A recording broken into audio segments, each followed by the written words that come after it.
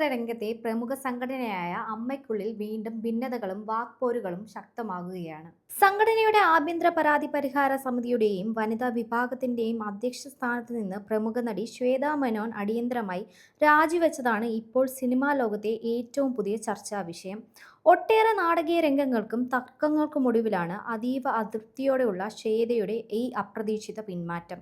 സംഘടനയ്ക്കുള്ളിലെ ചില നിർണായക തീരുമാനങ്ങളോടുള്ള കടുത്ത വിയോജിപ്പും വനിതാ അംഗങ്ങളുടെ സുരക്ഷയുമായി ബന്ധപ്പെട്ട വിഷയങ്ങളിൽ ഭാരവാഹികൾക്കിടയിൽ ഉണ്ടായ അഭിപ്രായ വ്യത്യാസങ്ങളുമാണ് ഈ പെട്ടെന്നുള്ള രാജിക്ക് പിന്നിലെന്നാണ് സൂചനകൾ വ്യക്തമാക്കുന്നത്.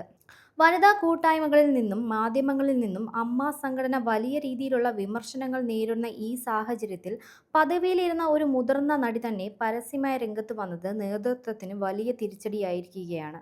തന്റെ രാജി തീരുമാനം മാറ്റാൻ സംഘടനയിലെ മറ്റു ഉന്നതർ സമ്മർദ്ദം ചെലുത്തിയെങ്കിലും നിലപാടിൽ ഉറച്ചു നിൽക്കാനാണ് ശ്വേതാ മേനോൻ തീരുമാനിച്ചത്.